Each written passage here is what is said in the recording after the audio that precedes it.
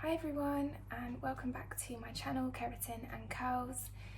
In this video I wanted to do a little bit of an update on my latest keratin treatment and how my hair has been feeling ever since, because unfortunately I am sad to say that I have been experiencing a little bit of breakage since my last keratin treatment. So I just want to say as well, before we get into it, my hair right now is in good condition. I've just done the Aphogee 2-step protein treatment, and that has restored it back to good health. But I did have to do that treatment after experiencing, unfortunately, breakage after my last keratin treatment that I did.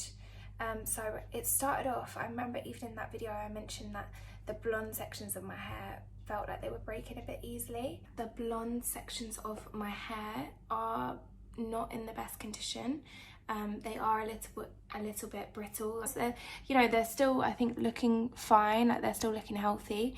But it's more just I've noticed that they're like breaking a little bit easier than the darker sections of my hair.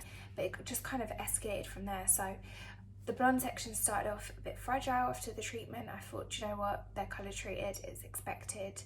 And then I actually went on to go and watch a TikTok video, and I saw this girl that did this video talking about how much product buildup we have on our scalp, and she did this whole scalp treatment, and I just got me thinking. I was like, oh my gosh, my scalp has probably got loads of buildup, so let me go in, now that my keratin treatment is properly worn off. This must have been about 5 months after my treatment.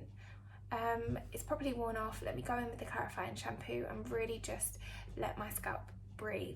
Did my conditioner as normal, but when I got out of the shower I just noticed that my whole hair just felt a lot more fragile. My hair was just breaking easily. Like if I took one strand of hair and just tried to like pull it, like if when I pulled it just even a little bit, it would just break. So I started to just started to get scared. Like, I don't want to be recommending something that's going to be really damaging to hair, or can ruin people's curls. Like, that's not what I want to be doing at all. So I did start to panic, and then I started kind of going through my list of like, let me call Avlon, let me see what they have to say. So I called Avlon, and they basically said to me that the treatment should strengthen your hair over time. Which I thought was interesting actually, because they recommend a very high level of heat, and I don't even use that level of heat that they recommend. So for them to be saying that it shouldn't be damaging kind of made me feel like that's not necessarily the whole truth. But what they said was continuous use over time, your hair should get stronger. And they said actually that they thought maybe it was linked to the aftercare that I was using. So I wasn't using the right conditioners. I was using a sulfate-free shampoo, but I was currently using Cantu's conditioner, and they said I should switch from that, not use the Cantu conditioner, and instead some of the conditioners that they recommended, or just like a really high quality conditioner. So I am probably going to take that on board. So I kind of got off the phone feeling like I do think that there probably is some aspect of the treatment that can be damaging, whether it's like the heat application or maybe like long-term continuous use of these treatments can cause damage. While in my last treatment I used less heat than the recommended amount of heat that Avlon say you should use, I did still use a little bit more heat than I would normally use, because I just had my hair cut, and I wanted to have a bit more length. Like I was feeling like my hair was really short, and I just wanted a bit more length with my hair to play with. So I thought, let me use a little bit more heat and see if that helps to just loosen some of the curls at the bottom a little bit more, just to give me a bit more length. And I think it did give me a bit more length, but maybe that came at the cost of some damage. But actually, like when I first noticed that my hair was feeling a bit more fragile, the blonde sections of my hair, it wasn't after the straightening, it was actually after the blow drying. And that did get me thinking, actually, like I always talk on this channel about reducing heat for the straightening side of things, but I never talk about reducing heat for the blow drying side of things. And I had, you know, that smoothing brush that was probably quite rough on my hair, and I was really going over each section.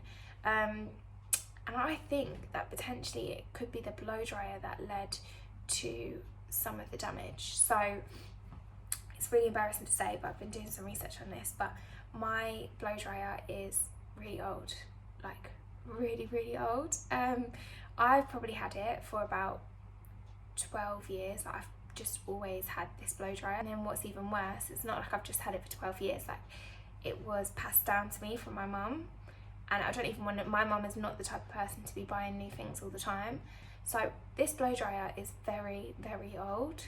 And I was reading some articles that actually say that using an old blow dryer can be really damaging to your hair. So again, I'm starting to think maybe the blow dryer that I was using could have also had an impact on the strength of my hair, because maybe I just, you know, did too much on the blow dryer side of things. So in terms of conclusions, long-term use of these keratin treatments probably can have a degree of damage to an extent.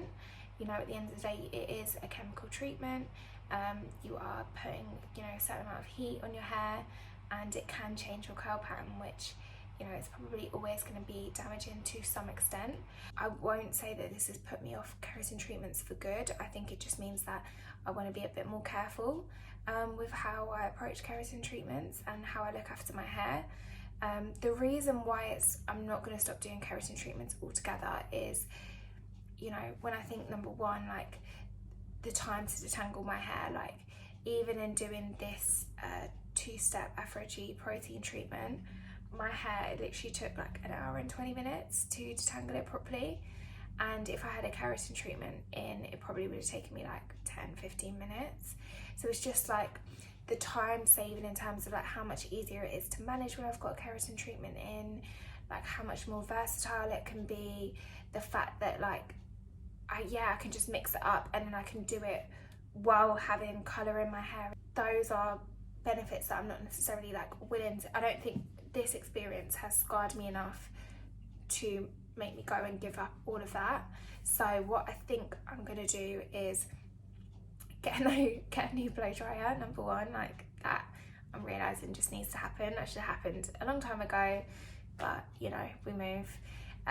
But also just start really thinking about how I can be more careful when I am doing the treatments to really try and reduce the amount of heat. So being just really careful when I'm blow drying my hair, and maybe trying to find less damaging or less ways of blow drying my hair which isn't putting as much tension on the hair, and you know, even thinking about the angle that I'm blow drying at. So like pulling my hair down and blow drying it like from this angle, rather than like when I get lazy, like I'll be doing it here and perhaps I'm not smoothing the cuticle that way.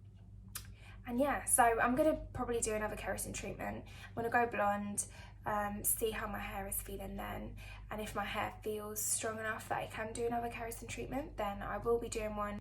What was interesting though is that I wouldn't say that it damaged my actual curl pattern in any way. Like I feel like my curls were actually fine. Like maybe they were just yeah, like I mean, you guys saw my curls after my last treatment, like they looked fine. It was just more like the strength, that the hair was just a bit more brittle than it normally would be. So who knows, like there's so many things it could be. But yeah, that's it. Thank you so much for watching this video, and I'll see you in my next video. Thank you, bye.